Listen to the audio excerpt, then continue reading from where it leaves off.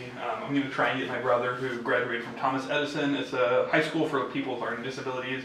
When he was in elementary school and middle school, there are special classes that they can go to, but there's not necessarily a good schooling necessarily for people with learning disabilities. And then he was diagnosed with dyslexia in middle school. So he went to Thomas Edison. It's a really good school. Do you guys know where Jesuit High School is? It's in like Tiger, Beaverton area. It's right off of, it's a Christian, I don't know how to point, it's a Catholic high school. Because you work at a Christian school. So it's a Catholic high school. It's actually really well known for the football team. Jesuit High School typically wins state. Yeah, because it's a private school, so they can recruit anyone they want. Sorry. And then Kyle is my girlfriend's brother, and he's like 54, something like that. So he grew up in a time where learning disabilities weren't really discussed or talked about. And so he was in some special classes, but he was generally expected to be in general education classes, not necessarily because of inclusion, but more because it just wasn't discussed, it wasn't talked about. Well, because they probably didn't really know. Right, and so to them he was just slow. And what does he have? It's more undiagnosed. Okay. It's just he's slow learning. So he's really smart and he's really fun to be around. Yeah. He can have conversations. Obviously, he's not, he's just like any of us. Can you tell when you're talking to him? Because dyslexia, you can't tell when you're speaking. When you talk to him and stuff like that, I mean, it's an obvious. So it's more like an autism kind of like where almost he functions a little bit differently. Yeah. But he knows, right? So he's aware of his disability. And that's something I've always wondered. Like, does somebody who has like really bad autism, do they know? I know I'm different, but I can't communicate what I'm trying to communicate. Like, are they trapped inside of that? I think it's possible. It's a weird thing to think about. Self-realization. And it's off topic, but just something. No, for sure. So I mean, he's able to. My brother, obviously, with dyslexia, he was a diesel mechanic up in Alaska, right? So he's fully functioning. Yeah. He's doing fine. He's doing fine. Yeah. Kyle lives on his own. He owns his own house. He's been on disability for 20 years now. But he used to work. He did work for Ross Island, Sand and Gravel, as a truck driver. He drives and he works on old cars and he does mechanic work on the side. But he's pretty paranoid. He's got pretty bad paranoia. He's not very clean, so if you go to his house, it's not the prettiest of sights. It's very dirty. Yeah. But that's all just, he can only process so much at one time, so he's doing the best he can. Mm-hmm. It's not necessarily because he's not a slow, gross, dirty person. He just doesn't know what keeps it clean. Yeah. So, wow, how do you keep your floors clean? He doesn't flabbergasted his head, maybe. Is that right? Kind of like... Yeah. He has a cat. He takes care of his cat, and he had a girlfriend for a long time who also had a learning disability, but he's just happier on his own. His mom takes care of most of his bills and helps him, make sure that he's keeping within the law, but he's very independent. And I think that has a lot to do with the era he grew up in. I don't know if somebody with his learning disability now would have the same opportunities in a way, because they're given so much help. It's almost debilitating. It's almost debilitating. Yeah. Which is it's a label. You get labeled. It's a definite discussion to have. I mean, Thomas Edison is an interesting topic because for a lot of people will tell you you're purchasing a diploma. It's like $50,000 a year to go to, roughly, and it is class sizes of 9 to 15 students, and I don't think that it's right to necessarily say you're purchasing a diploma, but the curriculum is... You're paying for help. You're paying for help, and you're paying for a curriculum that they can understand. That's interesting to think of that. It's an interesting debate for sure. Is that fair? Because technically, you, in a way, you are purchasing a diploma, but you're purchasing a diploma so that your student can learn the things he needs to learn. Because are you guaranteed a diploma, or are they going to guaranteed your answers so that you can pass the test to get your diploma? Yes. I think where the argument comes in is because the curriculum, I assume, is a bit easier. It is a bit. I wouldn't say it's simple-minded, but it is. It is easier. It's more plainly spoken. Okay. But you still have to understand it on your own, comprehend it, and be able to pass the test. Right. So it is definitely. my brother graduated high school, Mhm. and he knows, and I know, and we've discussed it, that I doubt he would have graduated high school had he gone to a public school. Really? Not necessarily because he doesn't know what he's talking about, because he's one of the most intelligent people I know. Deep down, he smokes a lot of weed, so it's buried a lot of the time. But he wouldn't have graduated high school because he can't sit still. I mean, he's got hyperactivity so bad that he can't sit still. He's always, I mean, if he was sitting here, he'd be spinning his pen just constantly. I used to be not that bad to like a debilitating point, but I used to be pretty knives and stuff, they'll just sit there and spin. You know, he was in Boy Scouts, and that was really good for him.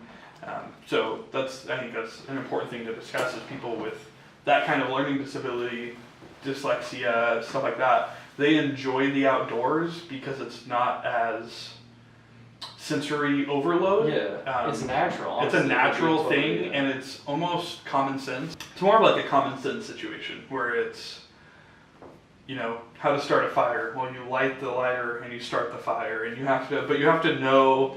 It's almost like a trade or a skill, where there's not a lot of textbook reading. There's book smart. You don't have to be book smart to be, you know, a mechanic. You have to be intelligent, and you have to be observant, and you have to understand how an engine works. But for a lot of people who are learning disabled, you have to understand the chemistry behind it. You don't understand the fire and right. Mm-hmm. For a lot of people with dyslexia, tactical learning makes a lot more sense because, you know, they're not going to understand why it's combusting, but they will be able to tell you inside and out why a combustion engine works. Mm-hmm. And that sometimes can be amazing all on its own, where, you know, I can understand how the gas goes in and mixes with the oxygen, and then the compression in a diesel lights it on fire, or the spark from a spark plug, but I don't know what happens after that, right? I mean, I don't know how that turns into energy, but some of these people can take apart an engine, put it back together, and start it up like brand new, and it's impressive, really.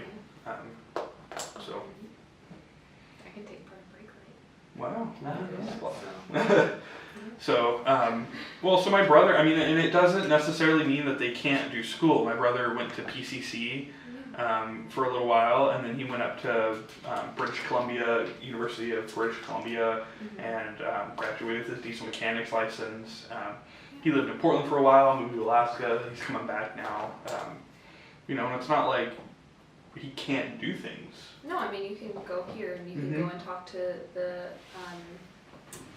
accommodations. Right, you can get accommodations and you for can get so much help. They want you. They don't care if they want to help you. Right. Whatever you need help with, they really do want to help you. Well, especially because they know that it is going to be more work for you to get the same degree as somebody else. And not necessarily work-wise, but because in your brain you have to do that much more work to stay at the same pace as somebody who doesn't have dyslexia. Or the number one that I can't say the name of. Or all of these different, you know, I think ADHD and ADD can almost be added in there. Just because I used to deal with it a lot more as a kid, but I still deal with it. And paying attention in class, or even the hour and 15 minutes that we have class, is honestly that is I really was hard. in a half-hour class, and I just I get it. And so. And that's not even ADD. That's just human nature. No That's one's human gonna nature, sit yeah. for 3 hours. Like that's Right. I'm not trying to just You tap your foot and you're like, you know. I start like looking at the door, windows, like. It starts to get painful when you sit that long. Yeah. Okay, Yeah. so I think this is really cool. This is what I've been wanting to do with my life since I was maybe in middle school. So in middle school, you kind of get the rundown of like, this is mental illness. There's lots of different kinds, and here's some of them, and here's some of the symptoms, and blah blah. And you're like, okay, you know, like that's a thing, whatever. And then as you like learn more about it, eventually you learn that you get diagnosed based on, it's called the DSM, and we're on the 5 right now, DSM-5. And how that book is put together is a bunch of people who are experts in the field come together and kind of just like create guidelines and say, well, if you have this disorder, you probably have this and this and this and this and this symptom, and like these are the things that you're experiencing, and this is, and so they categorize it and they put it together, and then they have drugs that they think might help. So what they're working on now, what I am just so excited about, they are starting to put together actual physical evidence in brains that will corroborate like the diagnoses. So So it can kind of like, almost like genetics, where it can kind of prove what their diagnosis is. not even genetics. They'll take brain scans, and the article that I Oh, linked okay. for you guys was an ADD one, and they're taking MRI brain scans while people are doing tasks, and it's people who are controls and people who have ADD, and they're able to Sure. find differences in the scans in people who have the disorder versus the people who don't. So they're finding actual physical evidence, not just sitting and speaking with a psychiatrist, but actual, like they're using neuroscience. Is it kind of similar to how they diagnose like epilepsy and stuff like that, where they look at the energy in your brain where there's like increased function, and they can kind of line that up with? Yeah, so epilepsy, epilepsy is your neurons are misfiring, so your electrical signals are just kind of going crazy over here and over here. And over here. and You know, over they're here. not flowing properly, but they're kind of just like, okay, Sure. over here, and then like, so they're doing like that. So, A little different, but similar. Similar. It's, you're looking in your brain and you're able to actually see differences, and what I hope is going to be the future, and like what I really want to do, what I want to be when I grow up, if I am smart enough. It would be really cool if there was a way to find out, so you have neurotransmitters in your brain. There are these little chemicals that go places and tell your brain to do things, and a lot of mental illnesses are because you lack certain chemicals. Like dopamine is a really big one. That's, you know, depression and things. Serotonin. Yeah. So being able to not only see what is wrong with your brain at the moment, but then being able to say, well, you have this much of a lack of XYZ, Right. and then being able to take the proper drug, not just, well, this one might make you better, but might Some make of you kill actually yourself. literally. So it's almost like Yeah. a blood test, where it's like you can see that you're deficient in Exactly. something. You just go to the autoimmune. doctor and you're deficient in vitamin B, so here's the injection. So the MRI. Would that be an injection, like you get it and now you're good, or would it be like a pill you take every day? I don't know, and I don't Because care. an injection I don't is even really cool. care. I If just you could just think fix it's so, it. Like, I mean, yeah. what if you could fix it at birth? So, like you're born, they scan you, and then they just or give you before whatever you birth, they can Yeah. Well, see. so, okay, so here's the, That's interesting. let's slow down a little bit. Here's the problem with that. There was a woman, we can link this study if we want to, but there was a woman who was doing brain scans to find psychopaths, people who have psychopathic tendencies. And what happened was she was looking at all these scans and she was noticing a pattern, and she was like flipping through people. She was like, holy shit, this is a psychopath if I've ever seen one. And guess what? It was her scan. And so she's never done anything that would get her locked up in jail. So if we were to just look at scans of people and say, well, this person Sure. has an issue, that doesn't mean that It has to they're be gonna act on it. corroborated with an actual act. Yeah, so if you're having an issue and you want to go to the doctor and you say, I need help. It's not a preventive medicine. It's Exactly. But we, if can't, you- we can't just make the decision that someone is going to be Sure. a bad person. You Okay, know? but it's different. Like if you can say, okay, you don't have enough dopamine. This That's is the true. level you should have. Let's give you more because that will make you. I don't want to say normal, but that's what you should have. You should have Well- this much more of this. Let's do that. Because that's not saying, oh, you're a bad person. Let's just lock you up from No. childhood. No, but everyone's chemistry It's a little is different, Yeah. and so That is I true don't too. know There's what probably the no normal- I don't know enough about that Yeah. stuff. So it's probably not like a you need to have 25 of this and 30 of that. It's kind of like So Yeah. are the MRIs that are being taken, are they live scans where it's like they can view They're the, doing actions. so they can see changes in the brain as it's happening? It's not just like a scan and you get a picture of it. It's an actual. It's pictures. They can't do like a video scan. I don't. But they're like a bunch of pictures at the Yeah, same time, so you can they're see the taking movement. pictures as they. Yeah, So that's always like an interesting thing to me. It's like, cool, you have a picture of it, but a picture. Yeah. a no. picture, but you can't see any change or development that's happening. No, So, they're taking pictures Cool. as tasks are being completed. cool. Yeah. That's pretty awesome. Yeah. So that's my super exciting news for you guys. I don't know. No one else is as excited as me. I don't fully understand. I get what you're saying, but it's not something that like I've ever thought of. It's cool. It's for sure cool. I don't But know. Yeah. I don't. I think that it has a lot of Potential? potentially. It's gonna. I think that maybe not at the moment because it's too no, we're early, not there but yet. like in 10, 15 years, that could be like Mhm. something where that could cure mental illness. Well, Like, now you're fix able it. to do that with depression and PTSD. Yeah, stuff imagine if like that. you were depressed and you went to the doctor and then you weren't depressed. Like, Right. you're just, oh, you're good. Like, Mhm. imagine that's that, the like, goal. it's like a flu. That's Crazy. the goal. Yeah. Yeah.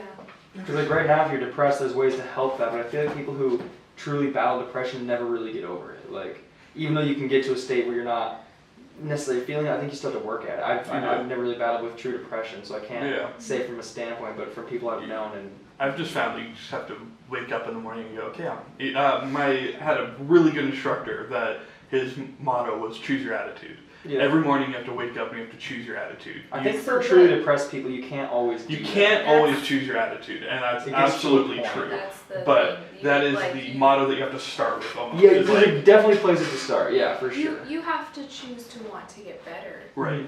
Like, but Sometimes you they need, fake, sometimes they fake their actions. yeah, It's hard to notice if they actually have depression or not, you know? It's true. yeah. And some people hide it very well Yeah. too. I don't know. Is that what you're saying? You're saying the Yeah. opposite. Okay. Yeah, it's exactly it. They're just- Okay. Yeah. They're acting like they're fine, but they're not. Yeah. Yeah. Yeah, and that's, you really have to know somebody, or that person has to just want to help themselves. Yeah. But I think, you